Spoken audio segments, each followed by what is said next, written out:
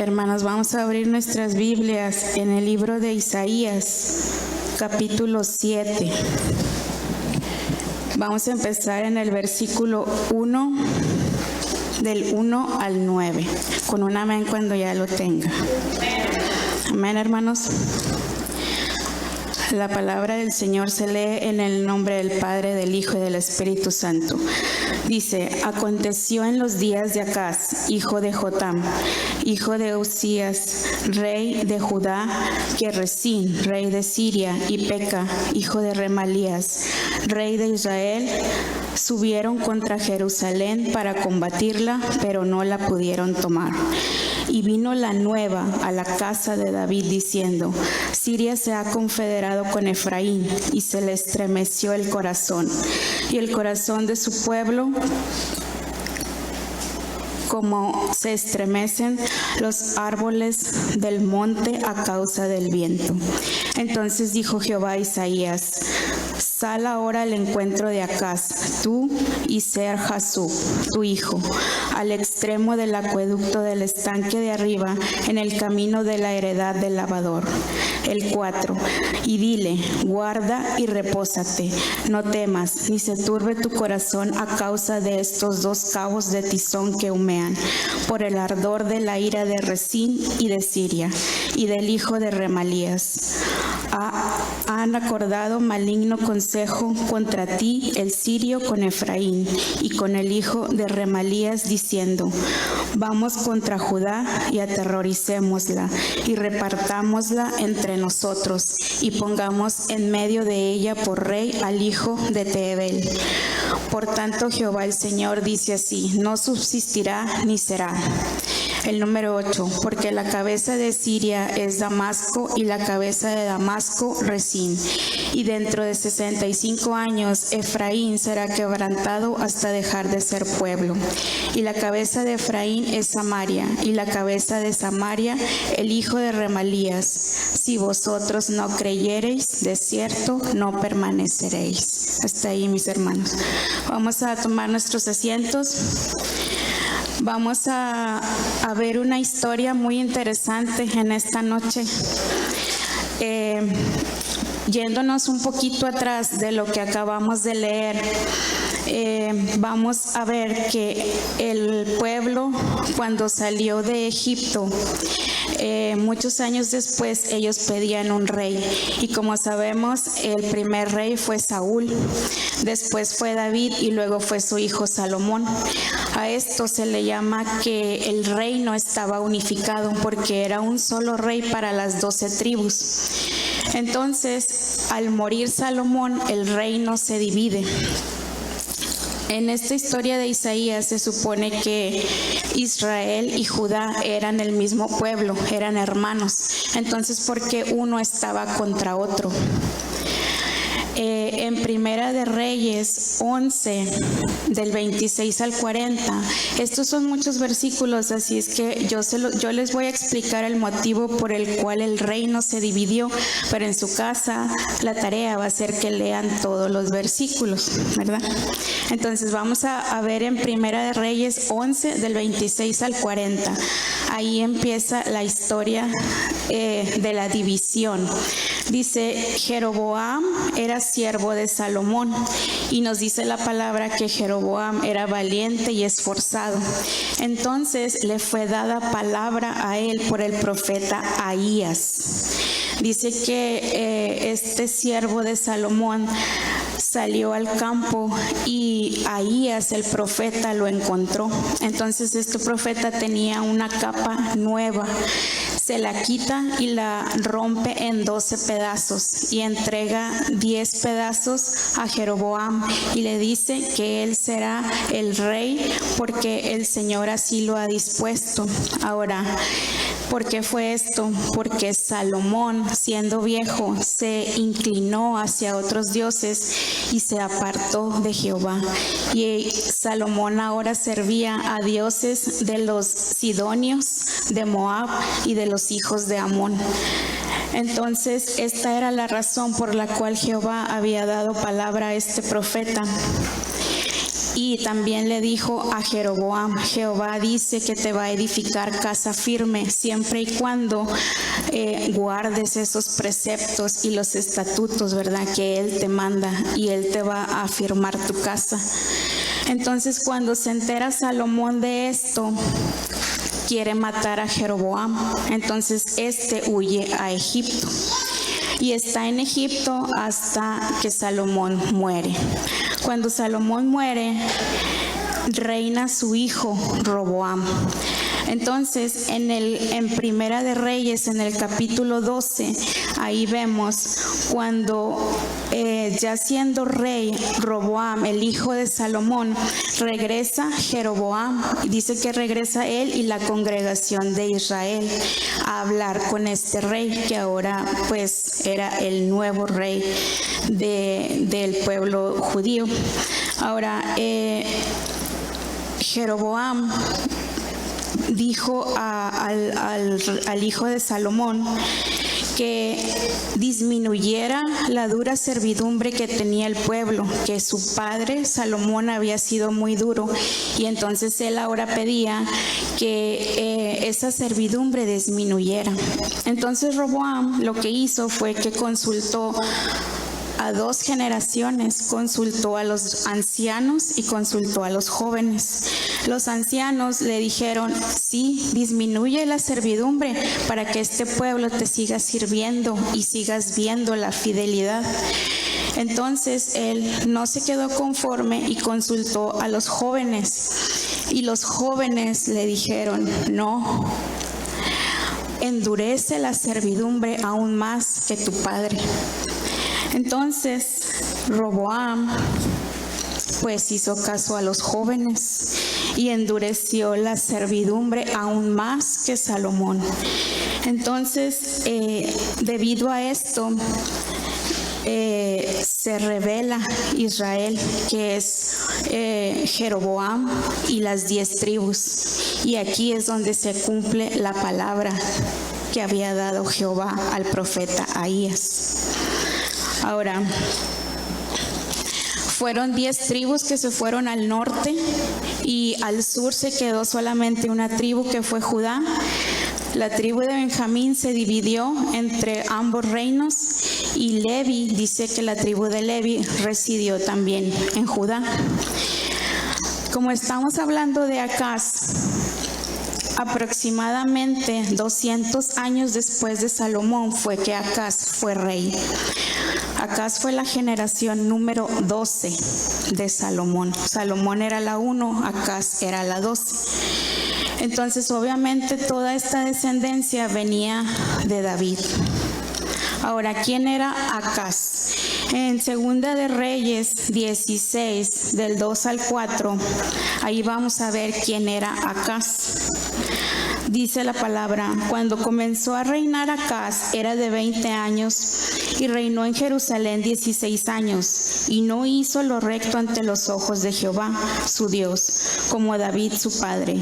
Antes anduvo en el camino de los reyes de Israel, y aún hizo pasar por fuego a su hijo, según las prácticas abominables de las naciones que Jehová echó de delante de los hijos de Israel. Asimismo, sacrificó y quemó incienso en los lugares altos y sobre los collados y debajo de todo árbol. Entonces, aquí significa que el rey Acaz de la casa de David era idólatra y tenía santuarios por todos los lugares, tenía costumbres paganas, seguía costumbres de pueblos extranjeros. Entonces, era un rey que era malo. Entonces, ustedes se imaginan, si él hacía esto en su época, obviamente cómo estaba el demás pueblo, el pueblo que no tenía para comer o para vestir.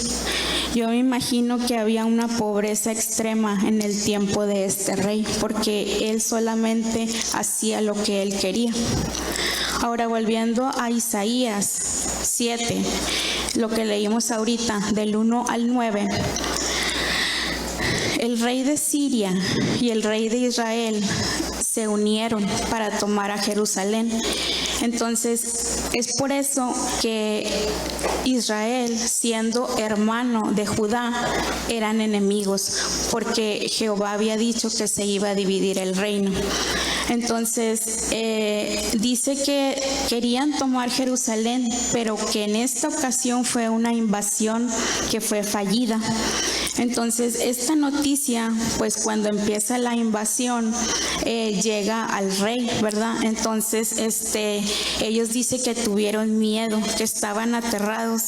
En el versículo 2 dice, y se le estremeció el corazón y el corazón de su pueblo, como se estremecen los árboles del monte a causa del viento. Entonces, si ustedes han visto un viento fuerte, ¿cómo hace los árboles? Así se pueden imaginar el miedo que tenía este pueblo de ser invadido. Ahora, en el versículo 3, Jehová da palabra a Isaías. Jehová sabía exactamente en dónde estaba el rey Acaz. Y aquí lo dice en el versículo 3, que el rey estaba en el extremo del acueducto. El acueducto significa que estaba en los ductos de agua que iban hacia la ciudad. Entonces Jehová sabía exactamente en dónde estaba Acaz, y hasta ahí manda a Isaías a que le diera palabra. Dice, y Jehová dijo a Isaías, sal ahora al encuentro de Acaz, tú y tu hijo, al extremo del acueducto del estanque de arriba, en el camino de la heredad del lavador. Ese es el lugar específico donde estaba el rey. Y dile, guarda y repósate, no temas ni se turbe tu corazón a causa de estos dos cabos de tizón que humean. Entonces, hermanos, aquí podemos ver que Jehová tiene el control de la situación, que aquí también podemos ver que Él es omnipotente, que es omnisciente y que es omnipresente, porque ahí demuestra que su poder es ilimitado, que todo lo sabe y que Él está en todas partes. Ahora, la palabra de Jehová era, no temas, no tengas miedo, tranquilízate.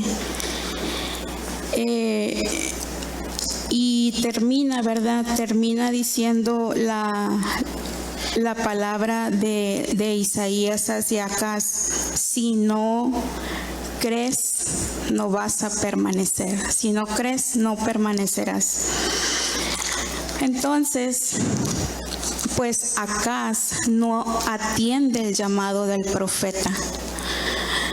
Acaz sabía que tenía un problema y tenía miedo. Tenía 2 enemigos que estaban sobre él, pero aún así él no responde. Aquí la palabra no dice cuál es su reacción, pero obviamente no hace caso, porque en Isaías 7, en el versículo 10, dice, habló también Jehová a Acaz diciendo. Entonces Isaías ya le había dicho y ahora Jehová le volvía a decir directamente. En el versículo 11, Jehová le dice al rey, pide para ti señal de Jehová tu Dios, demandándola, ya sea de abajo en lo profundo o de arriba en lo alto. Y respondió Acaz en el número 12, no pediré y no tentaré a Jehová. Entonces ahí el Señor le estaba diciendo, pide lo que quieras de arriba o de abajo y yo te lo voy a dar. Pero entonces la respuesta de Acaz aparentemente era con respeto, ¿verdad? Y aparentemente dice, no te voy a provocar, no te voy a provocar porque tú eres Jehová. Pero Jehová le estaba ofreciendo ese regalo. Y Acaz ahí hubiera podido pedir lo que él quisiera. Pudo haber pedido soldados para que lo respaldaran, así como Jehová respaldó a Eliseo cuando aquel ejército invisible, o también cuando respaldó a Josué, o a Moisés en todas esas batallas, o a David. El Señor mandaba las batallas y él respaldaba. Entonces Acaz pudo haber pedido soldados, pero que dijo: no quiero, y no te quiero provocar, no te quiero tentar. Entonces, lo que realmente pasaba en Acaz era que él tenía cerrado su corazón. La puerta de su corazón estaba cerrada, porque él hacía todas esas cosas que él quería, bajo su prudencia, bajo su rebeldía, bajo sus fuerzas, y no quería someterse a Jehová. Entonces, él estaba pensando en alianzas terrenales y estaba poniendo su confianza en un hombre y estaba rechazando al Señor. Y ahora vamos a ver qué hizo Acaz cuando le dijo que no al Señor. En 2 de Crónicas 28:16, ahí dice: en aquel tiempo envió a pedir el rey Acaz a los reyes de Asiria que le ayudasen. Aquí los reyes de Asiria era otra región. Era Asiria, y luego estaba Siria, y luego estaba Israel, y más abajo estaba Judá. Entonces, también decía que Judá en ese entonces estaba experimentando ataques de Edom y de Filistea. Edom estaba hacia el lado derecho, ¿verdad? Judá estaba en medio y estaba Edom en el lado derecho, y los filisteos estaban hacia el mar. En muchas Biblias vienen los mapas. Al final de su Biblia, no sé si lo tengan porque muchos mapas son diferentes. Al final de la Biblia ustedes pueden ver, dice el reino dividido, dice en la mía, y ahí viene el mapa donde se divide Israel y Judá, y también donde el imperio asirio, todo lo que abarcaba. Ok, entonces, no nada más hubo esta invasión, debió haber habido más invasiones de estos dos reinos hacia Judá. Y en 2 de Crónicas 28, 5 y 6, ahí podemos ver que dice: por lo cual Jehová su Dios lo entregó en manos del rey de los sirios, los cuales lo derrotaron y le tomaron gran número de prisioneros y llevaron a Damasco. Fue también entregado en manos del rey de Israel, el cual lo batió con gran mortandad, porque Peca, hijo de Remalías, mató en Judá en un día 120,000 hombres valientes, por cuanto habían dejado a Jehová, el Dios de sus padres. Entonces aquí dice que los dos reinos, sí, como luego comúnmente se dice, aporrearon a Judá, porque la invadieron, mataron 120,000 hombres, se llevaron prisioneros, y Damasco era la capital de Siria y Samaria era la capital de Israel. Entonces, cuando ya Acaz se vio que estaba en un problema, que era un problema que lo iban a invadir, pero cuando ya se invadió se convirtió en un problema mayor, pues ya no supo qué hacer. Entonces, lo que él hizo está en 2 de Reyes 16, 7 al 9. Y dice: entonces Acaz envió embajadores a Tiglat-Pileser, rey de Asiria, diciendo: yo soy tu siervo y tu hijo. Sube y defiéndeme de mano del rey de Siria y de mano del rey de Israel, que se ha levantado contra mí. Y tomando Acaz la plata y el oro que se halló en la casa de Jehová y en los tesoros de la casa real, envió al rey de Asiria un presente. Y le atendió el rey de Asiria, pues subió el rey de Asiria contra Damasco y la tomó. Y se llevó cautivos a los moradores a Kir y mató a Rezín. Entonces, ¿qué pasa? Que Acaz toma algo que era del pueblo, toma ese oro y esa plata de la casa real y del templo del Señor, y se lo da a un extranjero, se lo da a alguien que en esa época era poderoso, que era más poderoso que ellos, el rey de Asiria. Entonces dice, pues está bien, te voy a ayudar. Y lo que hace es que invade dice que sube a Damasco, que es Siria, y hace ahí un caos, se los lleva cautivos y mata al rey, ¿verdad? Y si ustedes se fijan, al principio de Isaías 7:1 dice, Resín y Peca estaban contra Jerusalén.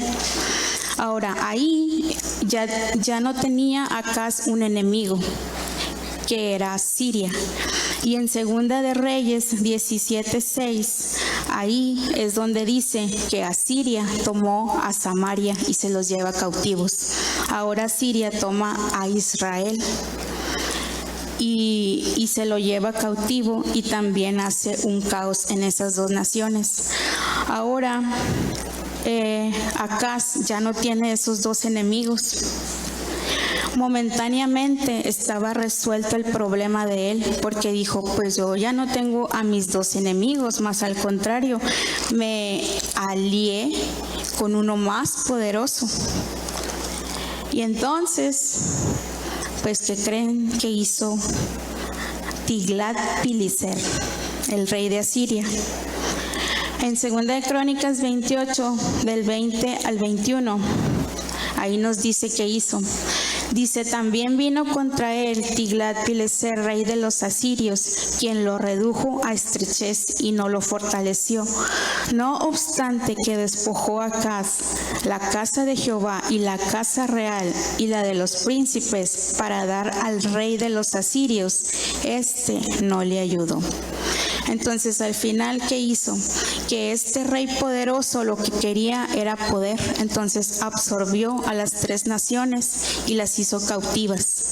Y tomó todos los recursos que tenían estas naciones y las deshizo, y ahora estaban bajo su poder. Ahora, yo me preguntaba, ¿yo qué puedo aprender de este rey? ¿Qué puedo yo aprender de Acaz? Si sabemos cómo era. Y saben qué fue lo que vi, que en un tiempo, o en qué me parezco yo a él, ¿verdad? En un tiempo yo también tuve cerrado mi corazón al Señor. En un tiempo yo también fui rebelde y hice cosas que desagradaron al Señor. Y también pagué la consecuencia de todo eso que yo hice, de tomar malas decisiones, de tropezar, de que había dolor en mi vida, y de que también fui idólatra del materialismo, porque obviamente yo no tenía estatuas en mi casa y no tenía altares. Pero cuando todo lo que está encima del Señor, cuando amas más todo lo que está encima del Señor, eso es idolatría. Y ahora puedo verlo. Entonces yo dije, ¿qué puedo aprender de Acaz? Pues en realidad yo era como a este rey en el tiempo actual, ¿verdad? Porque pues yo no enciendo fuegos ni pues no quemo a los hijos, ¿verdad? Entonces, pero sí hay costumbres paganas que yo tenía. ¿Cuáles son las costumbres paganas o las del mundo? Me gustaba leer libros que nunca los terminé, sobre cómo leer las cartas.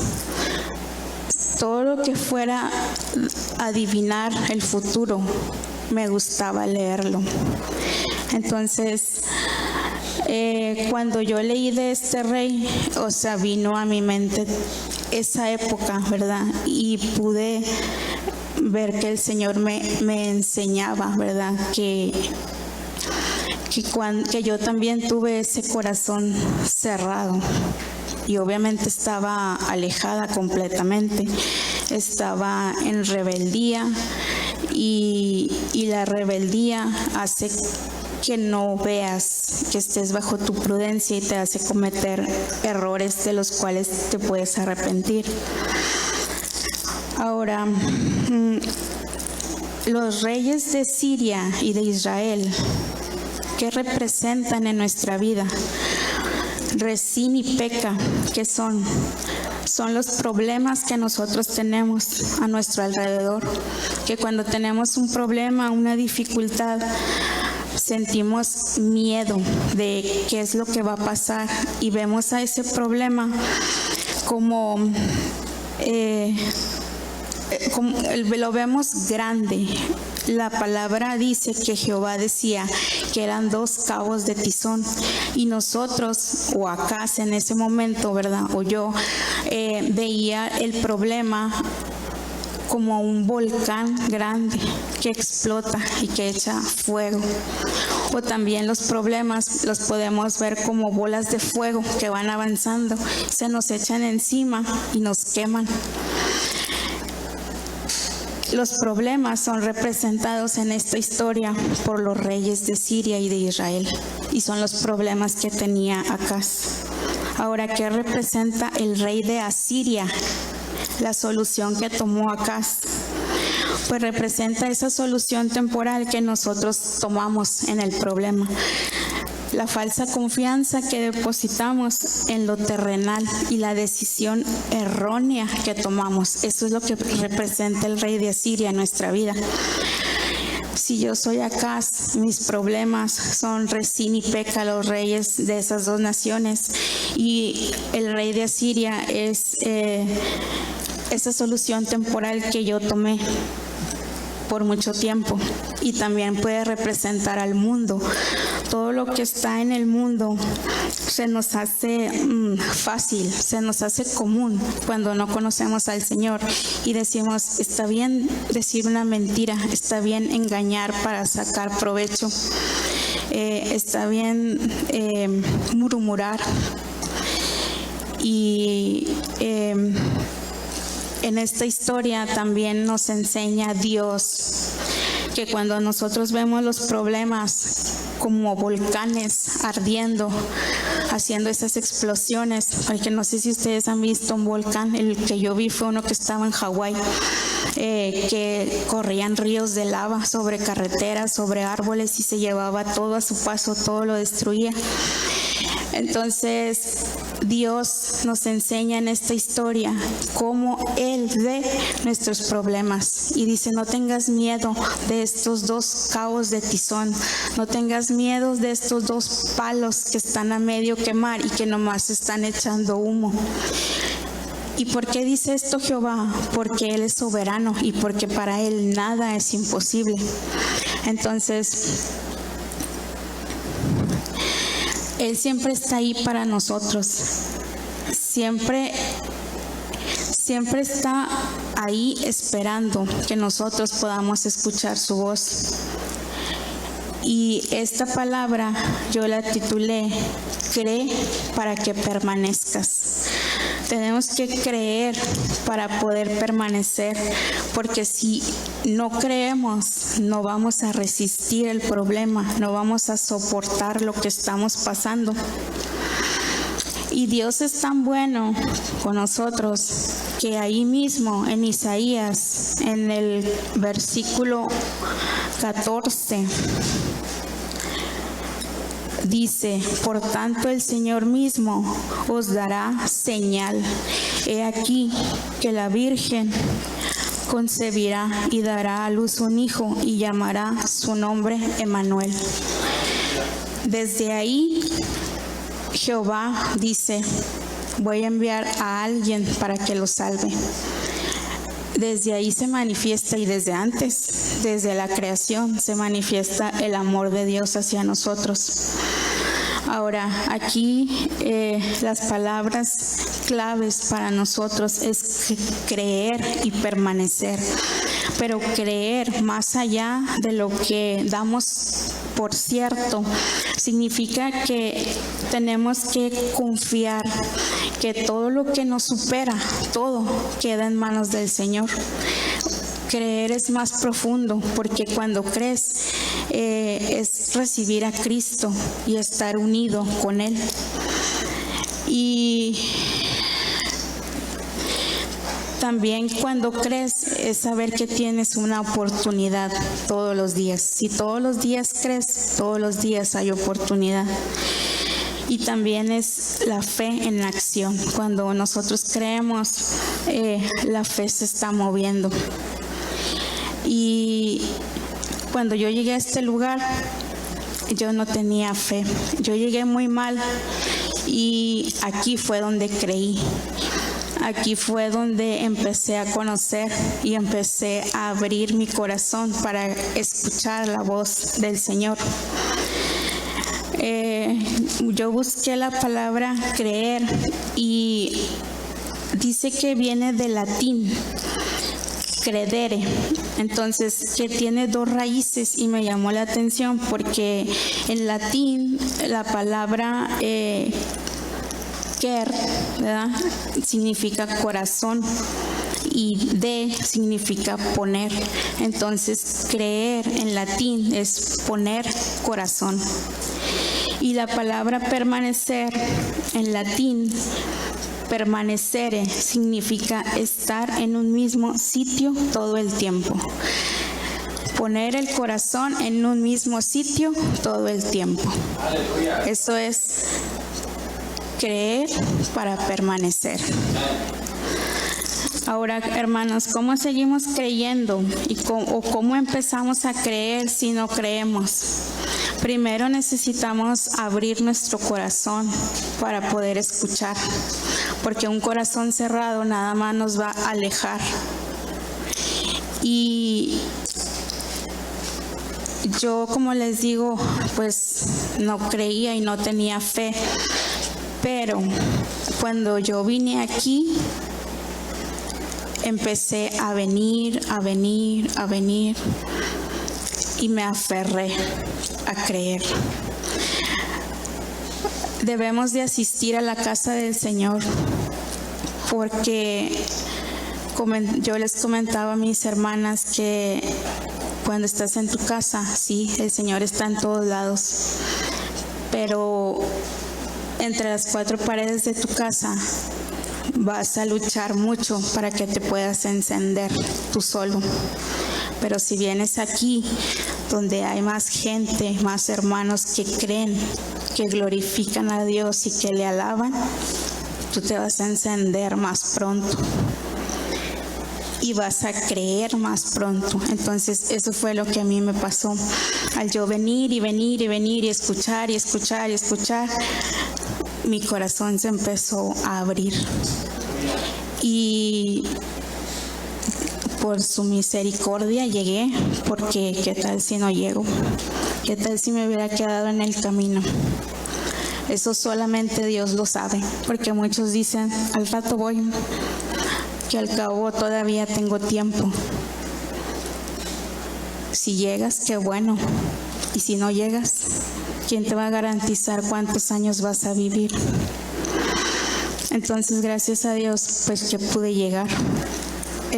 También para creer necesitamos leer la palabra, necesitamos conocer al Señor, y lo único que nos va a hacer conocerlo a profundidad es leer su vida y leer todo lo que Él hizo cuando estuvo en este mundo y lo que sigue haciendo aún allá arriba en la diestra de Dios.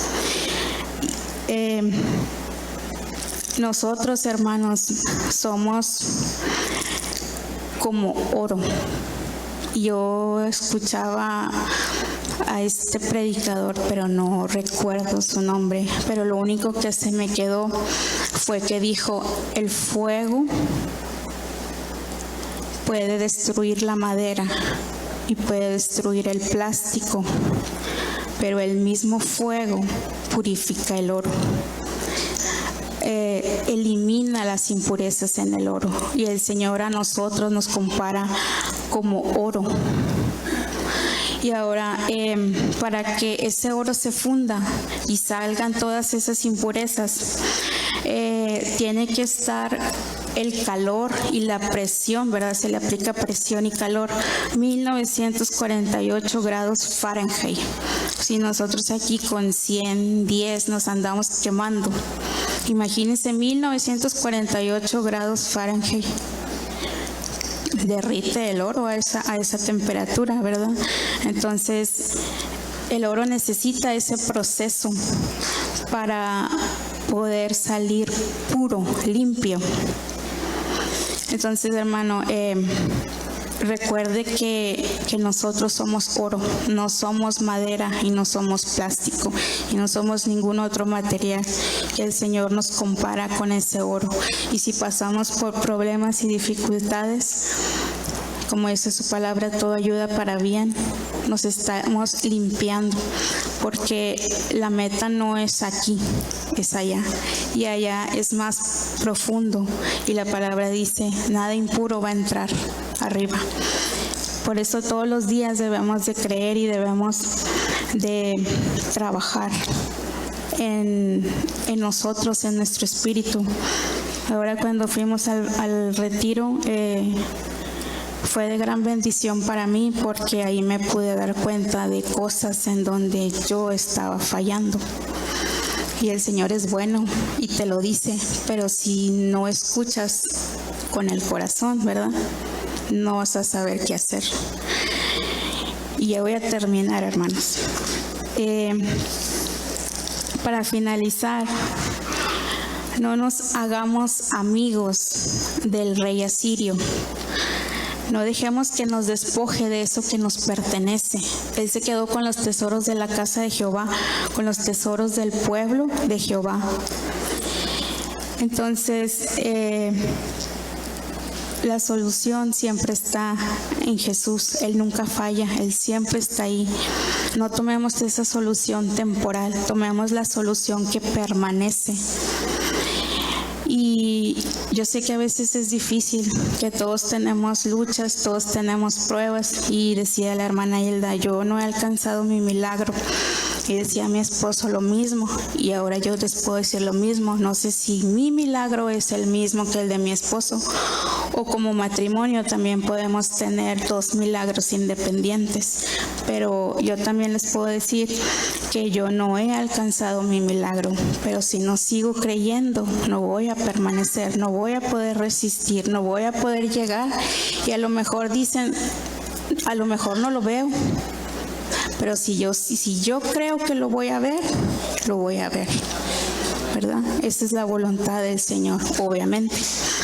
Entonces, para seguir avanzando en esta carrera, en Hebreos 12, del 1 al 2, ahí nos dice: por tanto, nosotros también, teniendo en derredor nuestro tan grande nube de testigos, despojémonos de todo peso y del pecado que nos asedia, y corramos con paciencia la carrera que tenemos por delante. Y ahora esto es muy importante. Estamos corriendo la carrera y somos pacientes, pero ¿en dónde tenemos nuestros ojos? Puestos los ojos en Jesús, el autor y consumador de la fe, el que inicia y el que finaliza nuestra fe. Y dice, el cual por el gozo puesto delante de él sufrió. Él sabía que iba a estar a la diestra de Dios, pero antes tenía que pasar por la cruz. Dice, y menospreciando el oprobio, no tuvo pena en ir a la cruz, no le dio vergüenza ir a la cruz. Se sentó a la diestra del trono de Dios. Esa es la recompensa que tuvo Jesús, que está a la diestra del trono del Señor. Nosotros, dice la palabra, que somos coherederos de Cristo y herederos del Padre. Estamos aquí y tenemos que seguir corriendo esa carrera con paciencia, pero nuestros ojos no pueden estar en los reyes de Siria y de Israel, y no pueden estar en los ojos del rey de Asiria. Tienen que estar puestos en Dios, en el único que nos va a sacar, el único que nos va a hacer permanecer. Y ya, ahora sí, ya voy a terminar. Yo le quiero decir, hermano, que el Señor le está invitando a que, si usted no cree, empiece a creer. Y si usted ya cree, siga creyendo, para que esa promesa que Dios le ha dado a su vida se realice y usted la pueda ver con sus propios ojos, mis hermanos. Entonces, sigamos creyendo para poder resistir, para permanecer y para alcanzar la victoria que el Señor nos quiere dar. Y esta es la palabra del día de hoy, mis hermanos. Gracias y que Dios les bendiga.